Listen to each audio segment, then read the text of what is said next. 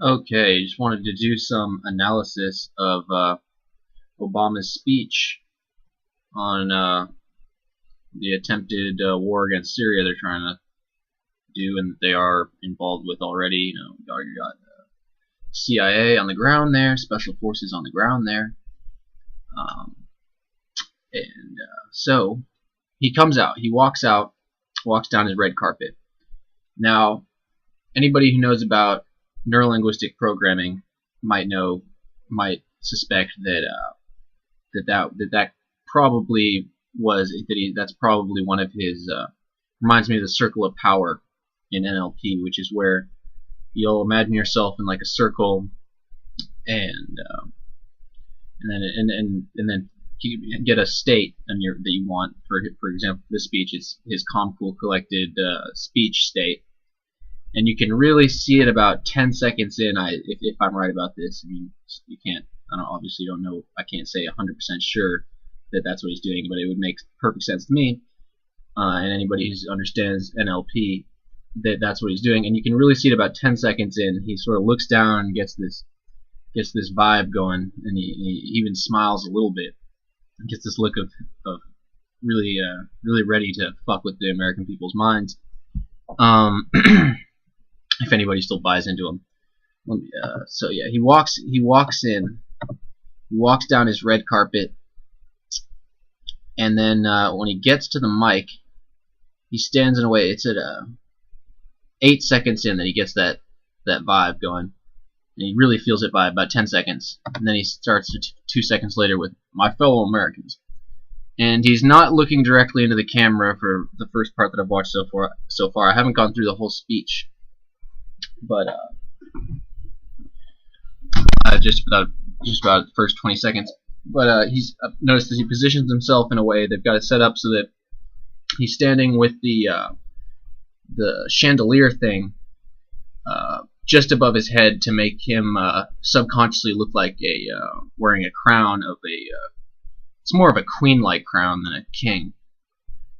So the Queen Obama comes to the mic and says, "My fellow Americans," and for the whole first part of the speech that I've seen so far, he's looking up above where the camera is that you're watching it on, which is probably done. My guess is to make it seem like he's looking up to the American people right now, because he knows how discredited, or his handlers, the people putting him out there who wrote his speech or whatever, put him out there knowing, okay, his approval rating's dropping worse than it's ever has before.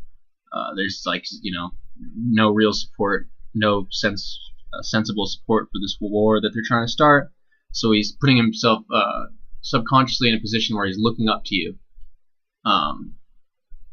the American people, and the people of the world watching, so, saying all right, I'm below you, and I'm just trying to state my case. All right, let's keep going here. Let me stop playback a little bit. All right, he's walking up the mic. "My fellow Americans, tonight I want to talk to you about Syria.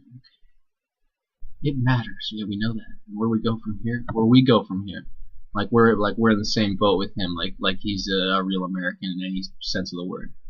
And I'm not talking about fucking birth certificate shit."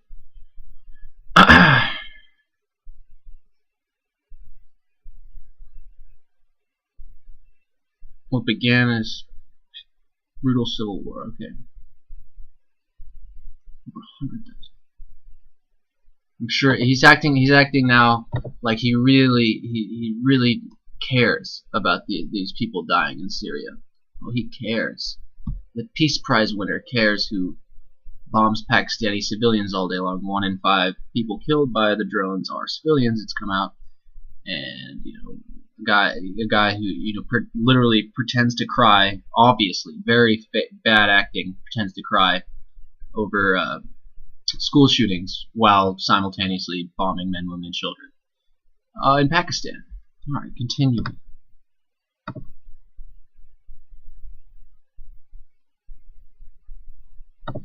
Oh, this humanitarian support, sure.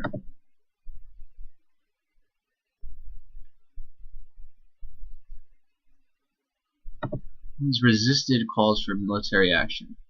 So his masters have said it's not time yet, is what that means. As if he has any power, he's a puppet. He's a speaker.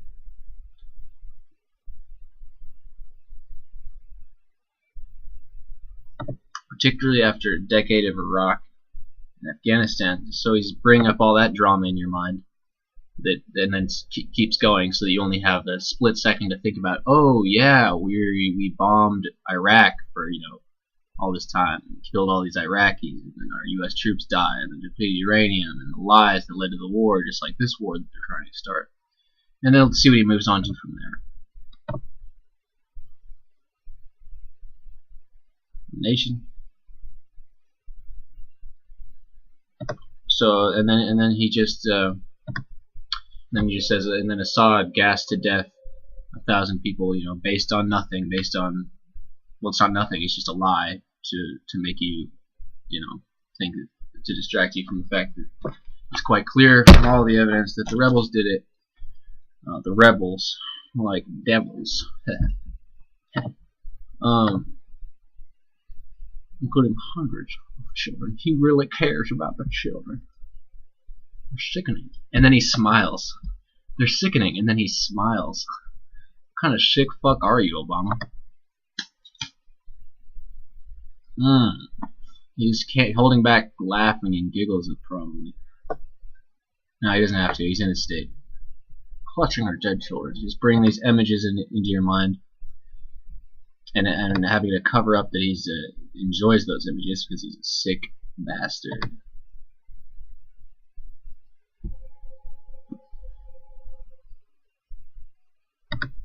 On that terrible night, the world saw in... So he's bringing images into your mind. He's using played out hypnosis tricks in his body language.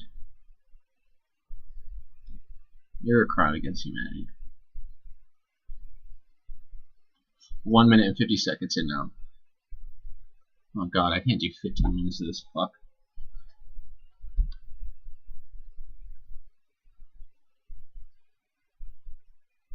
Nazis used gas. Yeah, now you're rebels. Now the al-qaida rebels you support, al-qaida devils you support, are gassing innocent people in Syria that they kidnapped from the little townsfolk. And you're trying to use that. Oh, Jesus, it's horrible. No distinction between soldier and infant. Jesus Christ, this guy. And then he's gonna do that. No distinction between soldier and infant, as he does already in Pakistan. He's bombed entire weddings before. Weddings. Guy drops bombs on weddings. Okay, that's part one. This is gonna take a while.